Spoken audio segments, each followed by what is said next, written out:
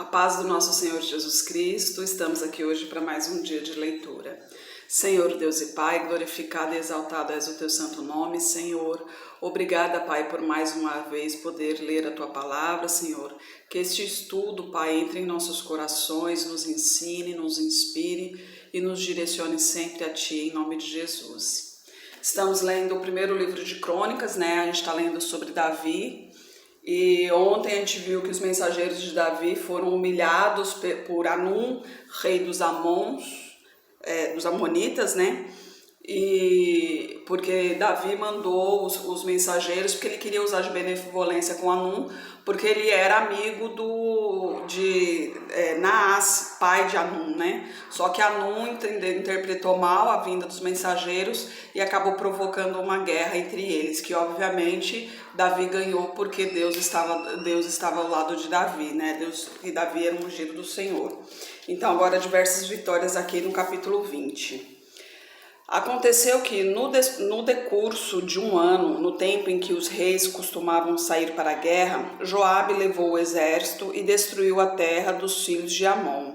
Depois foi e cercou a Rabá, porém Davi ficou em Jerusalém, e Joabe feriu a Rabá e a destruiu. E Davi tirou a coroa da cabeça do rei deles e achou nela o peso de 1 talento de ouro, e que havia nela pedras preciosas. E foi posta sobre a cabeça de Davi e levou da cidade muito grande despojo. Também levou o povo que estava nela e os fez trabalhar com a serra, com talhadeiras de ferro e com machados. Assim fez Davi com todas as cidades dos filhos de Amon. Então voltou Davi com todo o povo para Jerusalém. E depois disto aconteceu que, levantando-se guerra em Gezer com os filisteus, então Sibecai, o Husatita, feriu a Sipai dos filhos de Rafa e ficaram abatidos.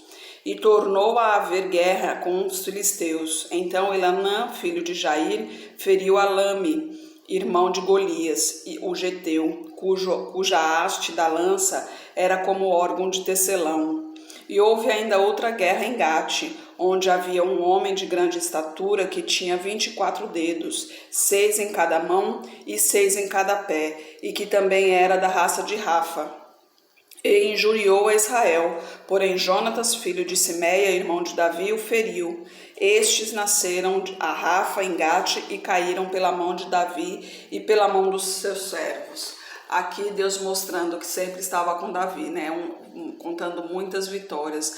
Com certeza não tem tudo escrito aqui, até mesmo porque Deus fazia muitas maravilhas perante os seus ungidos, e com certeza um livro desses não seria o suficiente para contar. Até mesmo quando fala de Jesus Cristo, por exemplo, que a gente vai ver mais à frente, fala que aqui são alguns dos feitos, porque se fosse colocar todos os feitos de Jesus Cristo, o mundo inteiro não seria o suficiente para dizer todos os atos que ele fez em vida, né? Fora o que ele fez depois da ressurreição, né? E que faz ainda até hoje, né? O recenseamento do povo no capítulo 21. Então Satanás se levantou contra Israel e incitou Davi a numerar a Israel. E disse Davi a Joabe e aos maiorais do povo: Ide, contai a Israel desde Berseba até Dan, e trazei-me a conta para que eu saiba o número deles. Aqui lembra que a gente já leu também em outro livro, falando de Davi, né, que ele não consultou a Deus, simplesmente veio à vontade. Joabe falou para ele não fazer isso, mas mesmo assim ele o fez, né? Ele recenseou, ele contou toda a tribo que tinha, todas as pessoas que tinham, pessoas de guerra, né? Aí no versículo 3, então disse Joabe: o Senhor acrescente ao seu povo 100 vezes tanto como é. Porventura, ó meu rei, não são todos servos do meu Senhor? Por que procura isto o meu Senhor? Por que seria isto causa de delito para com Israel? Porém a palavra do rei prevaleceu contra Joabe, por isso saiu Joabe e passou por todo Israel. Então voltou para Jerusalém. E Joabe deu a Davi a soma do número do povo, era todo Israel 1.100.000 homens, dos que arrancavam a espada. De Judá 470.000 homens, dos que arrancavam a espada. Porém os de Levi e Benjamim não contou entre eles, porque a palavra do rei foi abominável a Joabe. E este negócio também pareceu mal aos olhos de Deus, por isso feriu a Israel. aqui, né, para você ver, Davi era protegido do Senhor, ele tinha acesso direto ali com o Senhor através dos profetas, várias vitórias ele teve em nome de Deus, mas Satanás, vendo que ele era protegido do Senhor, o que Satanás fez? O levou a pecar, né? A errar. Aliás, a pecar não era bem um pecado, o recenseamento, mas o levou a errar. Porque quando veio na mente dele a vontade de recensear o povo, de contar quanto tinha do povo, ele tinha que perguntar a Deus se ele teria que fazer isso. Porque toda vez que ele ia para a guerra, ele primeiro perguntava a Deus se ele deveria subir à guerra ou não. E Deus respondia e ele fazia de acordo com a resposta de Deus. E aqui no caso, ao invés dele fazer a mesma coisa, perguntar a Deus, não. Ele acabou se orgulhando, né? Afinal de contas, era muita gente. E boa parte dessa gente eram pessoas que ele ia pegando dos povos, né? Então Israel se tornou uma nação imensa, tanto dos filhos de Israel, os nascidos em Israel, como os estrangeiros, os servos, por exemplo. Então a quantidade de pessoas era muito grande. E aqui ele recenseou somente a quantidade de homens de guerra, né? Porque na realidade o interesse dele era para se preparar para a guerra. Mas ele acabou se orgulhando demais disso, né? Ele viu tanta gente e quis contar quanta gente tinha para saber quanta gente ele conquistou, né? Na realidade, ele acabou caindo em tentação do demônio, fazendo esse recenseamento. Aí no versículo 7, e este negócio também pareceu mal aos olhos de Deus, por isso feriu Israel. Então disse Davi a Deus, gravemente pequei em fazer este negócio, porém agora ser servido tirar a iniquidade de seu servo, porque procedi muito loucamente. Falou, pois, o Senhor a Gade, o vidente, de Davi, dizendo, fala a Davi, dizendo, assim diz o Senhor, 3 coisas te proponho, escolhe uma delas para que eu te faça. E Gade veio a Davi e lhe disse, assim diz o Senhor, escolhe para ti, ou 3 anos de fome, ou 3 meses sejas consumido diante dos teus adversários, e a espada de teus inimigos te alcance, ou que 3 dias a espada do Senhor, isto é, a peste na terra e o anjo do Senhor, destrua todos os termos de Israel. Vê, pois, agora que resposta hei de levar a quem me enviou. Então disse Davi a Gade, estou em grande angústia, caia eu, pois, nas mãos do Senhor, porque são muitíssimas as suas misericórdias, mas que eu não caia nas mãos dos homens. Mandou, pois, o Senhor a peste a Israel, e caíram de Israel 70.000 homens. E Deus mandou um anjo a Jerusalém para destruir. Destruindo-a ele, o Senhor olhou e se arrependeu daquele mal, e disse ao anjo destruidor, basta, agora retira tua mão. E o anjo do Senhor estava junto à eira de Ornã, o Jebuseu. Olha que maravilha aqui, né? Deus se arrependeu. Mas por que Deus se arrependeu? Porque Davi era um homem justo, ele era ungido do Senhor e ele fazia como tal, né? Tudo que ele fazia, ele perguntava ao Senhor, ele andava reto nos caminhos do Senhor. Aqui foi apenas uma escorregada. Então Deus se arrependeu por isso, porque ele era um servo valoroso, apenas escorregou uma vez, que afinal de contas ele era humano, né? Como todos nós, suscetíveis a erros, né? Então, tudo que ele fez, todos os caminhos que ele andou nos caminhos do Senhor, isso tudo contou a favor dele, por isso que Deus se arrependeu, né? No versículo 16, e levantando Davi os seus olhos, viu o anjo do Senhor que estava entre a terra e o céu, com a sua espada desembainhada, na sua mão estendida contra Jerusalém. Então Davi e os anciãos cobertos de sacos se prostraram sobre os seus rostos. E disse Davi a Deus, não sou eu o que disse que se contasse o povo? Eu mesmo sou o que pequei e fiz muito mal. Mas estas ovelhas que fizeram? Ah, Senhor meu Deus, seja a tua mão contra mim e contra a casa de meu pai, e não para castigo de teu povo. Então o anjo do Senhor ordenou a Gade que viesse a Davi, que subisse para levantar um altar ao Senhor na eira de Ornã, o Jebuseu. Subiu, pois, Davi conforme a palavra de Gade, que falara em nome do Senhor, e virando-se Ornã, viu o anjo. Por isso esconderam-se seus 4 filhos que estavam com ele. Ornã estava trilhando trigo, e Davi veio a Ornã. Então Ornã viu a Davi, saiu da eira e se prostrou perante Davi com seu rosto em terra. E disse Davi a Ornã: dá-me este lugar para a eira, para edificar nele um altar ao Senhor. Dá-mo pelo seu valor, para que cesse este castigo sobre o povo. Então disse Ornã a Davi: toma-o para ti, e faça o rei, meu senhor, dele o que parecer bem aos seus olhos. Eis que dou os bois para holocaustos, os trilhos para a lenha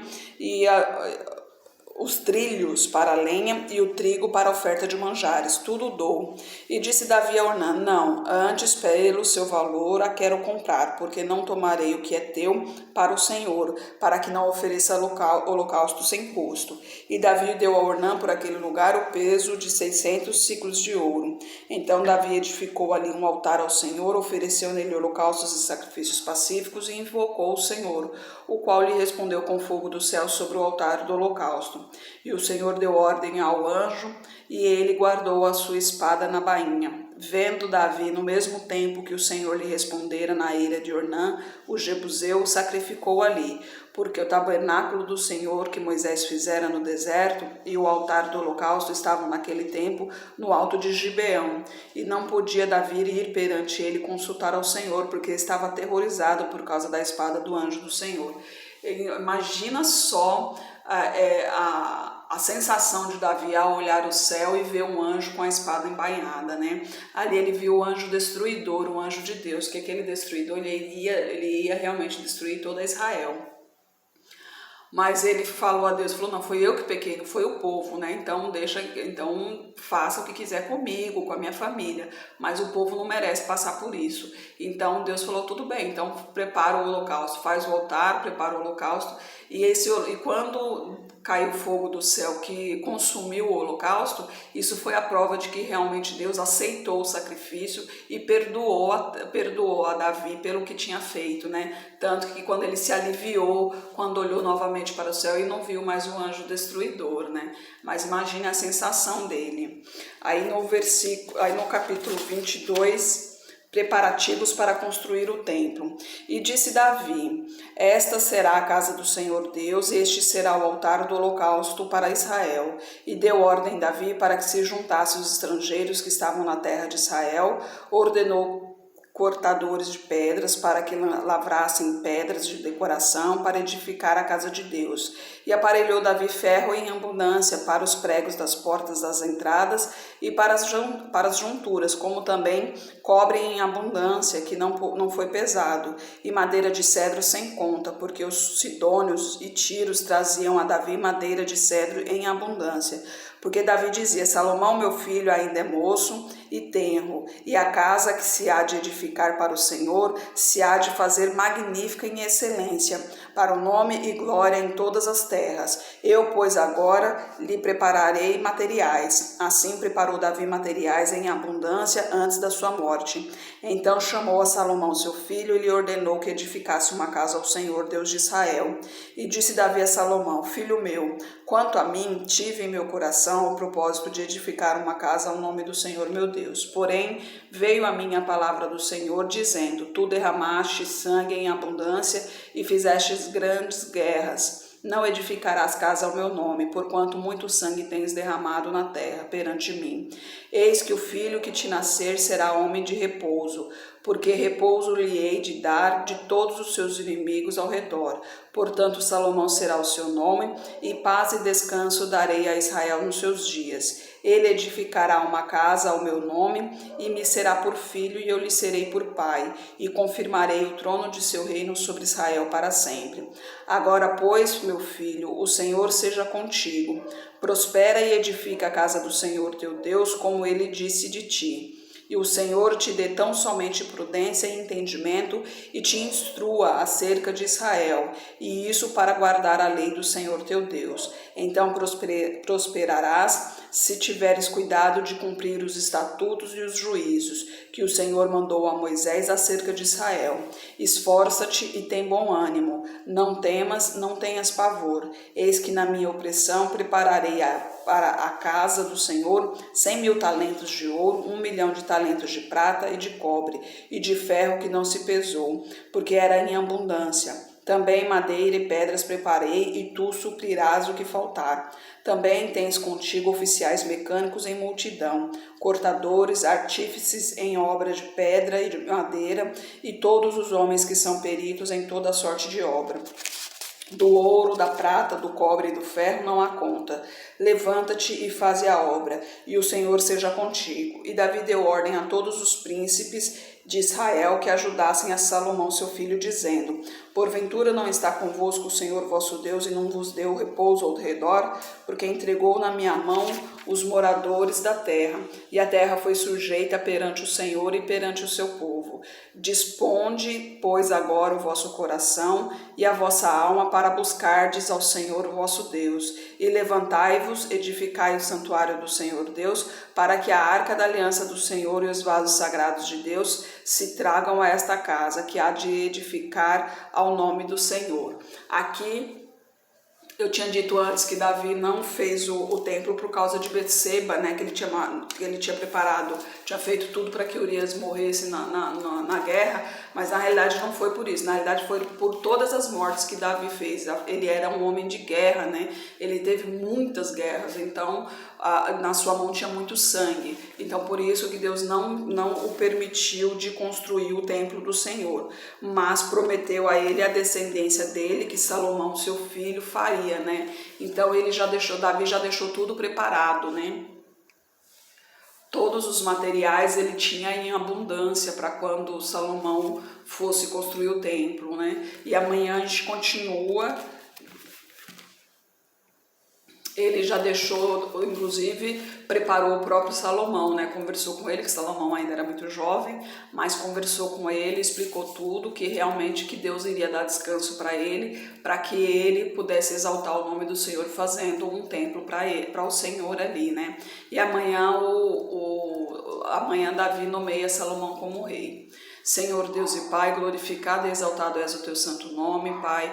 Obrigada por poder estudar a tua palavra, Senhor, por poder sentir os teus ensinamentos, Pai. Que ele esteja em nossos corações, nos direcione, nos inspire, Senhor. Esteja com essa pessoa que está orando comigo. Derrama a tua unção, Pai. Proteja-a de todo mal, que toda seta inimiga caia agora por terra, em nome de Jesus, Senhor. Eu não sei o que anseia o coração dela, mas o Senhor sabe. Manifeste o teu poder, Senhor. Toque na vida dela, no coração dela, na saúde dela. Toque na vida espiritual dela, na vida financeira. Prospere a vida dela, Pai. Aos teus servos, Senhor, eu peço que nos fortaleça, Pai. Precisamos de Ti, não somos nada sem Ti. Nos inspire cada vez mais a divulgar a Tua palavra, Senhor, para que se concretize as Tuas promessas, Pai. E os que não estão, que tenham a oportunidade de conhecer o Teu plano de salvação e sentir a paz que somente o Senhor é capaz de dar. Eu oro em nome de Jesus. Amém. Que Jesus Cristo esteja em seu coração e que Deus abençoe.